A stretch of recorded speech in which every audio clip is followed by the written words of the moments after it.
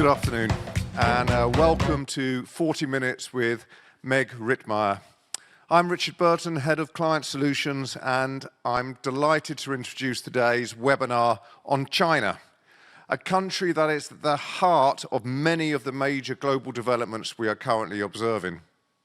If you think about the new Monroe Doctrine, the Iran war, or even the US's rapid acceleration in advancing AI, in one way or the other, they're all tied to the question on how to respond to China's rise. And at the same time, Beijing faces significant structural challenges as it seeks to modernize an increasingly outdated growth model. Given the complexity of the landscape, I cannot think of any more qualified a speaker than Meg Rittmeyer to help us understand the direction China is taking. Meg is the James E. Robinson Professor at Harvard Business School, and she is widely recognized as one of the most prominent China experts in the world.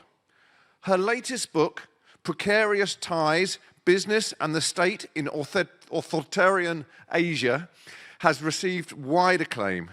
She also authored an important report to the US Chamber of Commerce.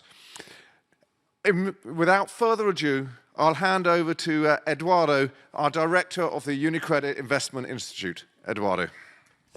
Thanks a lot, Richard, for the introduction. Meg, nice to see you again. Welcome to UniCredit. Thank you for having me, Edo. It's good to see you. So, Meg, clearly the focus right now is on what's going on in Iran, and China is playing a role maybe behind the scene, but it's certainly a key actor. Before we get there, I would like to focus for a moment on the domestic situation in China, in particular because the 14th Congress of the Chinese Communist Party went a little bit unnoticed so far because the attention is more on the Middle East. Last week, Beijing presented its new multi-year plan. They set for GDP a growth target between 4.5 and 5%. In your opinion, what Beijing has in mind is enough to address what's the key challenge for the Chinese economy, that is the weakness in domestic demand? That's a great question, and a quick answer is no. And I don't think that's the goal, actually, of the 15th five-year plan, which we saw come out. It was really telegraphed last fall, so we knew a lot more about it than we usually do by the time the March 2 sessions roll around. And it looks a lot like a heavy industry push with advanced manufacturing, AI, everything from low altitude economy, thinking about drones, flying cars, as well as precision medicine. But it's very heavy on the investment and the supply side and not a lot on the demand side. And that's because the demand side would require a lot more in terms of reforms from the Chinese government on the fiscal imbalances, the provisions of China's welfare state, which are very weak compared to any modernized country. And so in that sense, no, they haven't really done much at all to expand domestic demand. And the tools that they have at their disposal are really not ones that can transform the structure of demand in Chinese society. So I see it pushing more in the direction of production, which will go into exports, which will drive that 4.5 to 5%, rather than a serious focus on domestic demand, despite what they sort of say in some of the slogans. The policies are all about investment, which will go into exports. Basically, it's the old growth model, essentially, no major updates. You mentioned AI, and I would like to get your view on this. When we think about the tech race between China and the US, we tend to hear that the US is more focused on developing artificial general intelligence, whereas China, also because of the export ban on advanced chips, is more focused on applied AI or embedding AI into its manufacturing system. Do you think that's a good characterization of the race between China and US on this front?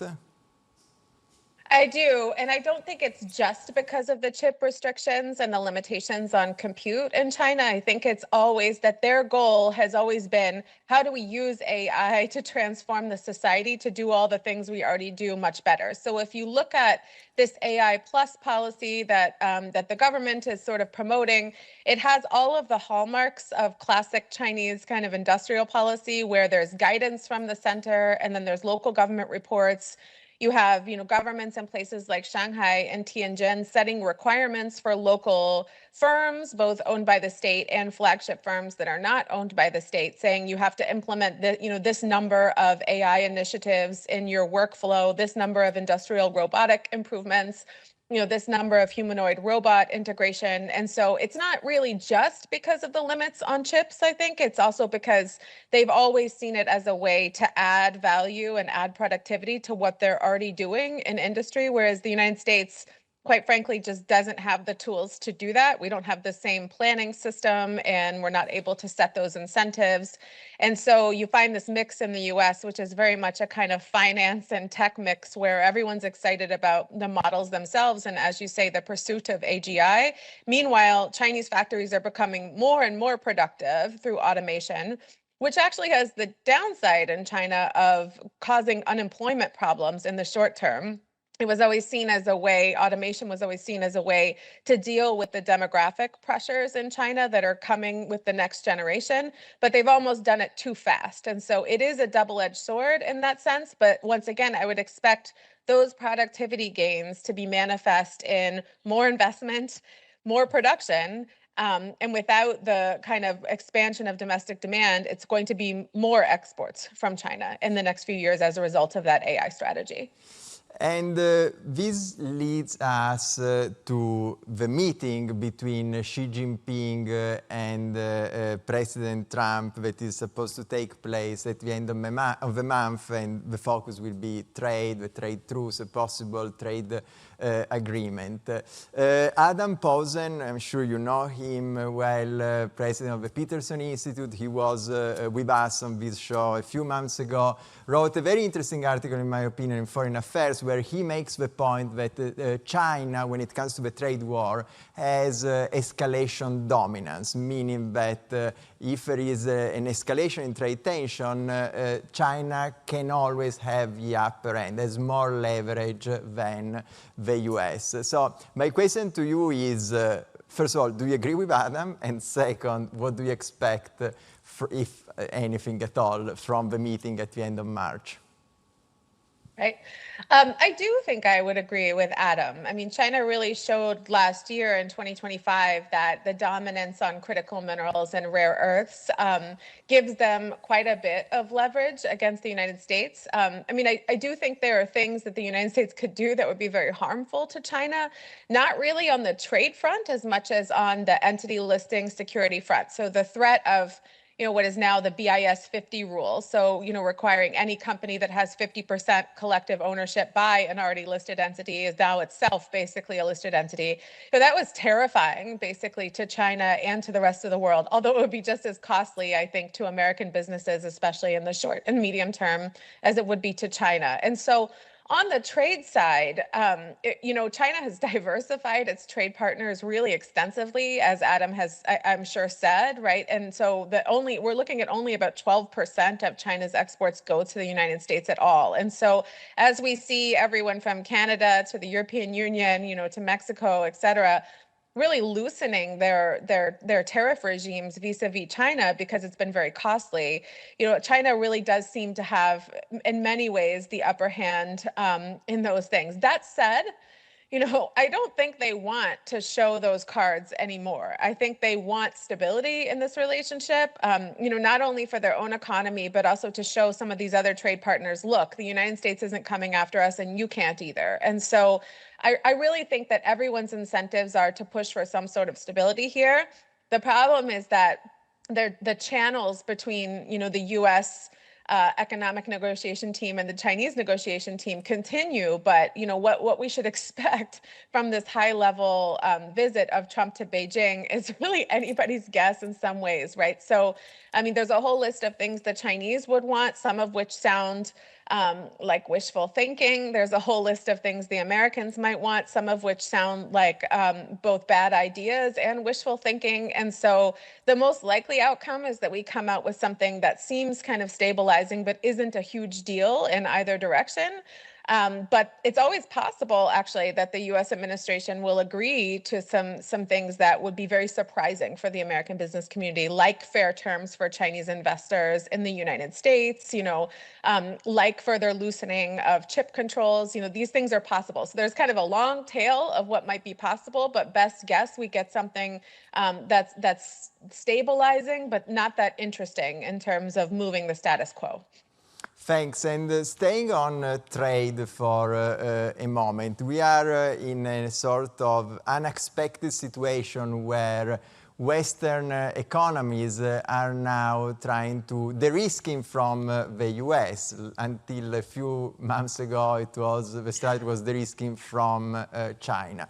And the flip side of the coin is that countries like Canada or the European Union are trying to warm up their relationship with China.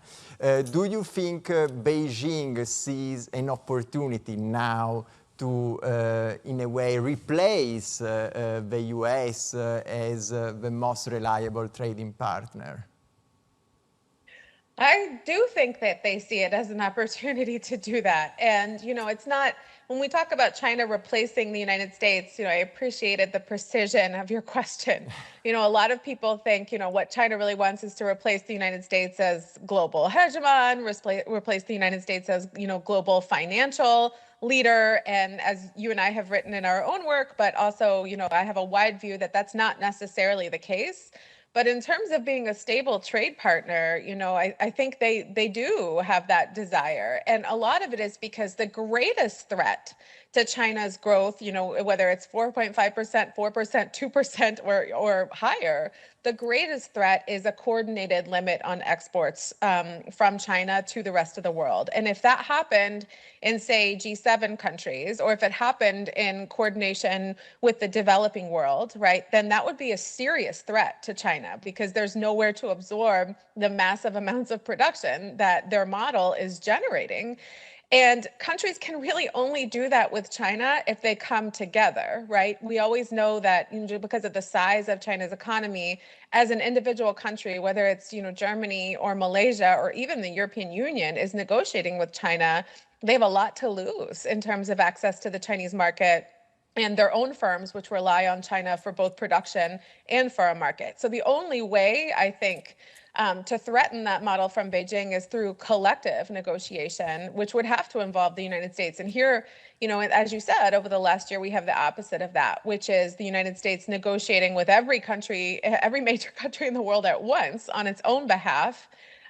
And also with China, such that we have this situation where in many cases our tariff rate, the weighted tariff rate on China, is lower than that for countries which have historically been United States allies vis-a-vis China.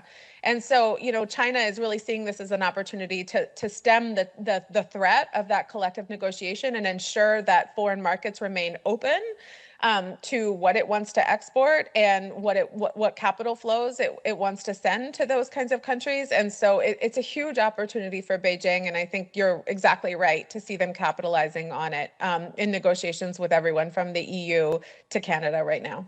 Thanks. And we are now slowly transitioning towards foreign policy issues and the Iran crisis.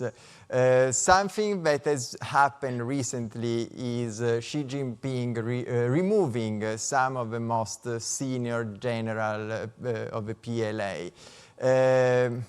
We who don't follow China as closely as you do are a bit lost. We don't understand exactly what's going on. I don't know if you have an explanation for this or whether it is an important issue that has a repercussion to some extent also in Europe and the US. Well, it's hard to interpret this. I mean, it's a very opaque system, and you can interpret, the X's I'm seeing on your very good slide, in many directions. Some people will say, oh, the reason for this is because there's corruption in the PLA, which historically there has been, rumors of promotion purchases and buying positions. And, some people could say this is because these generals did not want to be perhaps as bellicose as Xi Jinping himself. Some would say that's because they did, and he was trying to calm them down.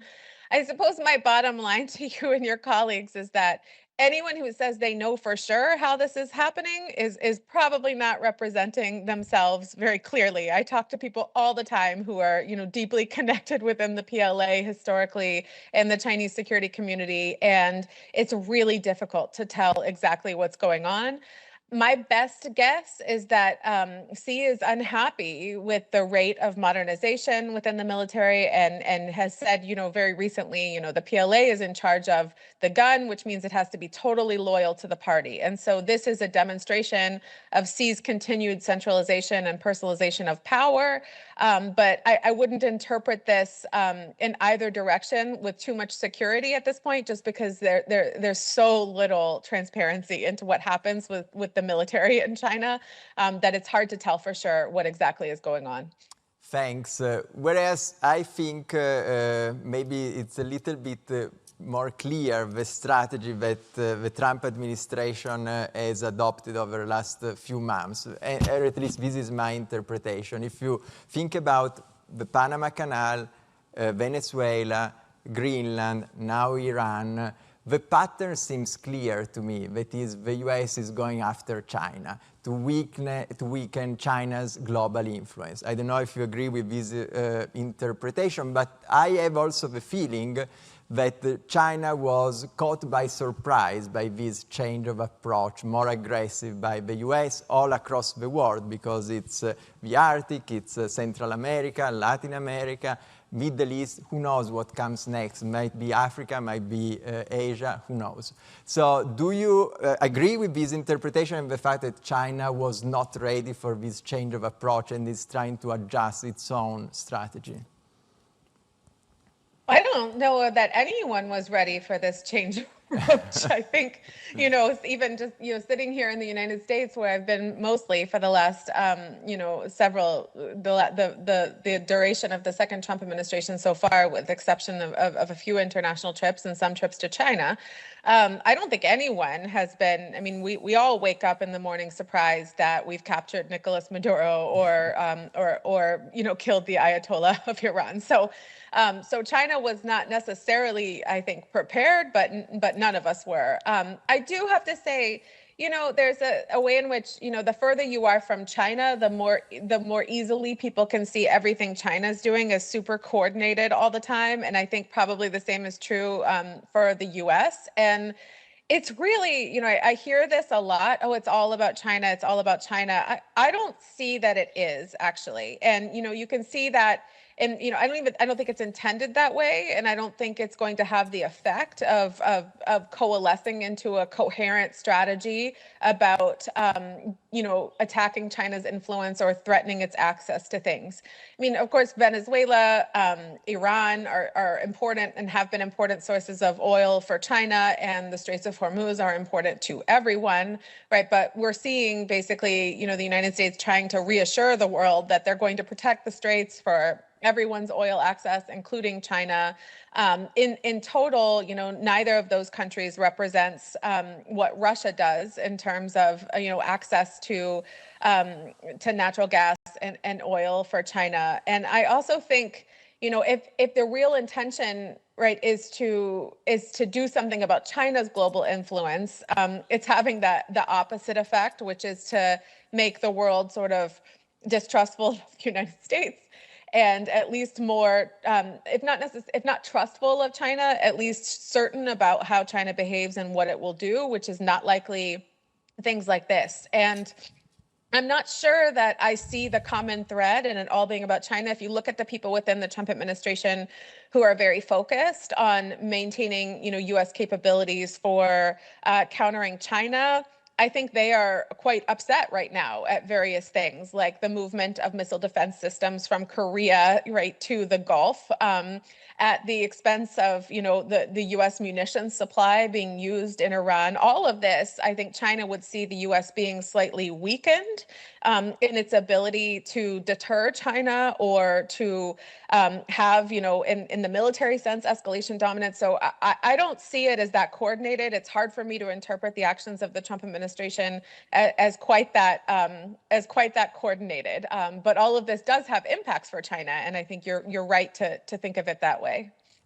So talking about Iran for a moment, we know that Iran was a key partner for Beijing on different fronts. Energy was one front, but Iran was also very dependent on China when it comes to anything besides oil and energy, particularly also military equipment. China has been quite silent so far during the crisis. In your opinion, what sort of outcome from this war she is expecting or would like to achieve given the situation? Well, I think it's probably not that surprising to anyone that China has not been that helpful to Iran and has been quite quiet.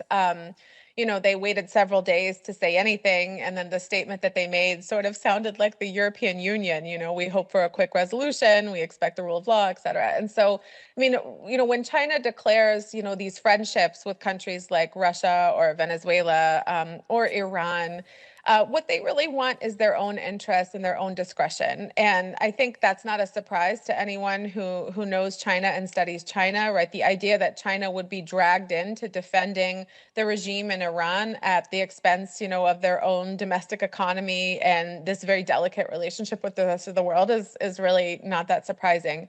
When we think about, you're right? So China, has been a huge economic partner for Iran, as you say, getting oil and natural resources and exporting pretty much everything that Iran needs, everything from, as you say, military equipment to telecom equipment, et cetera. But, China has also promised Iran, billions of investment, and none of which has really materialized. And that's partly because the Iranian business environment over the last several years has not exactly been promising. And so, China, I just want to remind everyone, it was about a year ago or 2 years ago, everyone was talking about authoritarian axis. Are Russia, China, and Iran and Venezuela, et cetera, are going to join, and North Korea join together, to fight the West. And my view has always been that the relationships between these countries are really ones of convenience and ones where those countries are commonly united against, Western interference and what they're doing, but it's very thin indeed. And so the thinness of that, I think, is being revealed now. And there's a lot of chatter, I think, in the developing world about, whether Venezuelan and Iranian systems that were maybe Chinese, these surface-to-air systems, et cetera, were so easily disabled by the Americans. So, I think China's looking at this and saying, gosh, the American military is still quite capable of doing many things, including, rapidly disabling an adversary's, kind of home defense system, but also making some maybe long-term bad choices. What does China want out of this? I think for the U.S. to be distracted. I think it wants basically that the sense that the U.S. is an unreliable provider of global security,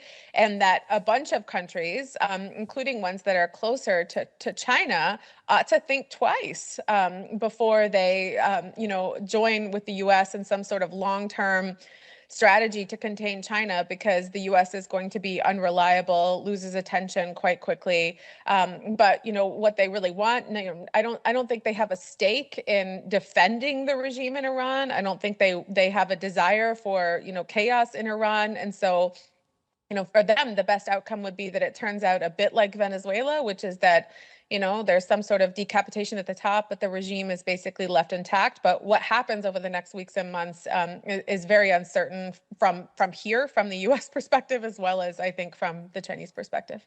So you said that China is not willing to intervene in Iran, was not willing to go to the rescue of Maduro and so on and so forth. But probably that's not the case for Taiwan. So what's your baseline scenario for Taiwan in a medium to long-term perspective? So I'll preface this by saying, we're in a highly uncertain world, and I may be wrong, in which case you and your colleagues can come back and remind me that I was wrong. But it's not my view that China is preparing for any kind of immediate action against Taiwan. It's not my view that a military solution is what China wants. I think they've always wanted to be ready for a military solution if they feel that they're being pressed into it. Why would they feel they're pressed into it, right? If, a Taiwanese president were to declare Taiwan independent, if a foreign country were to declare Taiwan independent, right? Those are the kinds of things China would feel it is compelled to respond to with any means necessary. But I see no evidence, actually, that they would desire a military solution to the Taiwan question for a bunch of reasons. One of which is that Ukraine was a cautionary tale. It's very difficult to press a territory to join another through military means, especially when they're deeply divided, as Taiwan would be. And at the current moment in Taiwan, of course, we have a DPP president, and no matter what happened, getting the president to hoist the Chinese flag would be very difficult, I think, and require damage and loss of life for Taiwanese citizens, which most people in China think of as their compatriots and don't want to see suffering in that particular way. So the easier thing to do would be for China to demonstrate over time, as I think it's trying to do, that its strength is inevitable, and that joining joining a China-led East Asia and joining China itself is inevitable for Taiwan and what's best for the Taiwanese people. And doing that through very peaceful means, if not, peaceful meaning non-kinetic, not necessarily non-coercive. So we already see, China trying to use Taiwan's status in bilateral and multilateral relations and organizations to foreclose the possibility of an independent Taiwan, to erase the idea that Taiwan has ever been, a separate system and deserving of sovereignty. But the easiest way for China to secure reunification on its terms would be to wait for Taiwan to have a KMT leadership, and then and then try to engineer a peaceful reunification that seems like it's Taiwan's idea, whether that involves misinformation or disinformation, or all kinds of coercive efforts short of military conflict. I have never really seen the desire from Beijing to have a military solution, but they certainly want to be ready if they think one is required. So that is my basic view of it, that we shouldn't expect that kind of conflict in the coming short term. But I could be wrong. The military in China is very opaque. Unless it is triggered by some miscalculation by, let's say, the US or other Western powers. I have several questions for you. I would like to ask you one more and then give time also to the audience. We only have 7 more minutes, so we need to compress question and answer. My last question to you is whether what's going on right now in the world, having a more aggressive US, is forcing China, in your opinion, going forward to scale back, scale down its global ambition, and maybe to refocus a little bit more just on the Indo-Pacific rather than on the entire world. Do you think that could be the fallout of what's happening right now with the US? It could be, especially if it seems that the Trump administration is really committed to the spheres of influence kind of thing, which it seems like Venezuela was a move in that direction, and now whatever's happening in Iran seems to be a departure from that. So there's a lot of confusion about the direction of things. But, in terms of the Belt and Road, the reality is that China has assets all over the world and continues, right, to have deep relationships everywhere from, as you said, the Indo-Pacific to Latin America. And I don't see them trying to not defend those assets.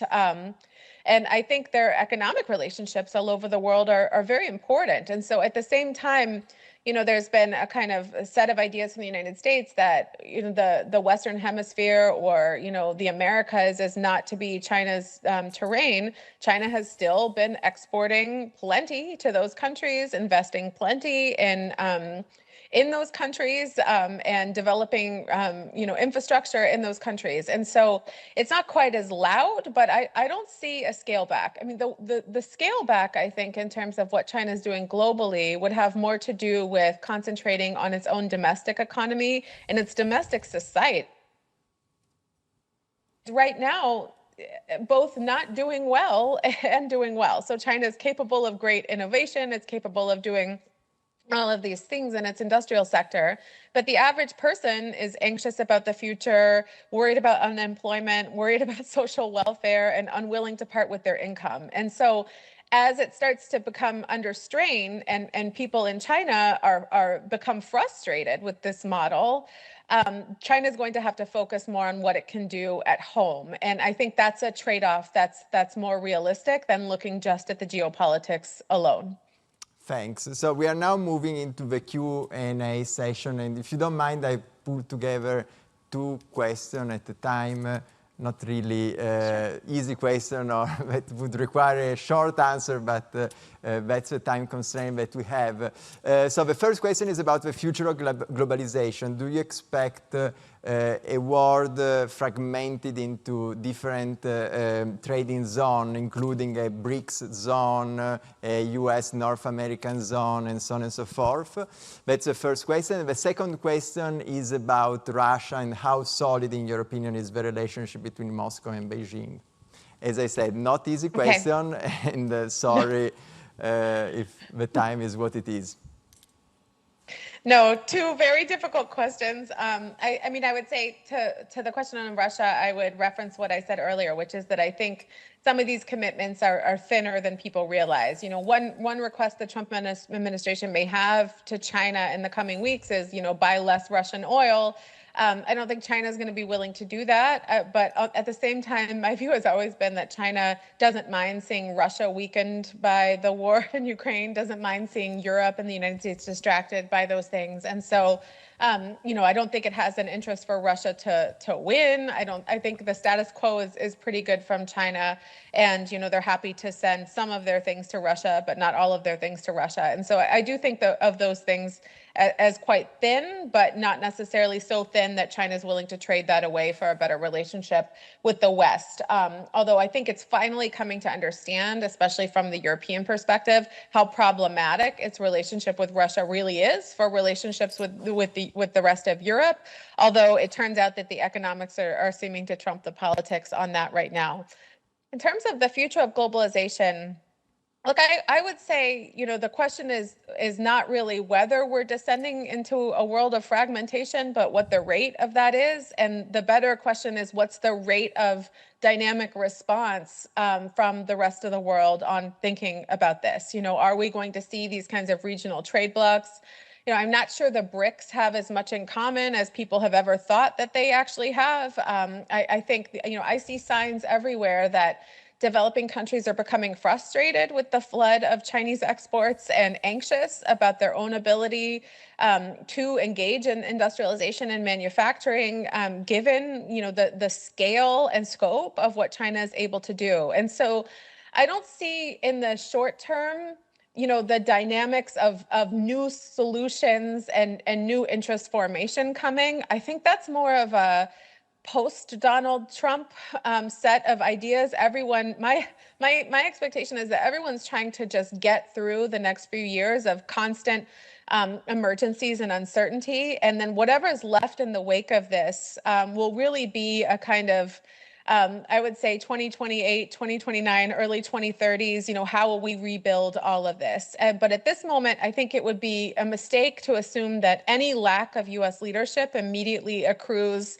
in Chinese global leadership, because my experience is that countries from Malaysia to Thailand, right, to Pakistan, frankly, to Chile, are frustrated with both of these countries and the ways in which they've used their global economic and political power. And so what comes next is really a function of how those interests can coalesce on the ground. And it's not going to be able to happen in the next year or two.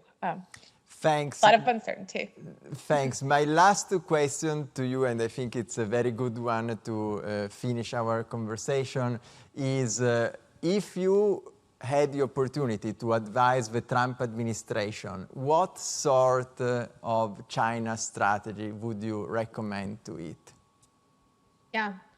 I would, for the sake of Americans, what I would recommend is actually a strategy that retained a lot of the tariffs on China, but opened the United States to fair terms for Chinese investors, but fair terms that are American terms. So I would flip the table and say, what we need in the United States right now is we need, battery production, advanced manufacturing, we need high-speed rail. And the assumption that most American political, I would say leaders, but even just politicians assume is, you can't let the Chinese in.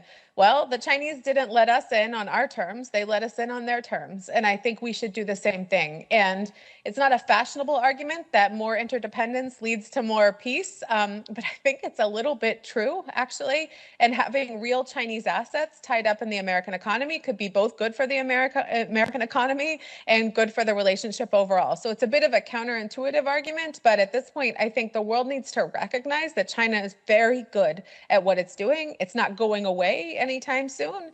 And so a more rational and pragmatic relationship with China would be what I would advocate. But that's a pretty provocative thing to end on. So I will leave it there. That's a great way to end the conversation. And Meg, you live up to the expectation that Richard set at the beginning. So thanks a lot for joining us. And thank you for having me. And thanks everyone for watching this webinar, and I wish you all a nice rest of the day. Bye.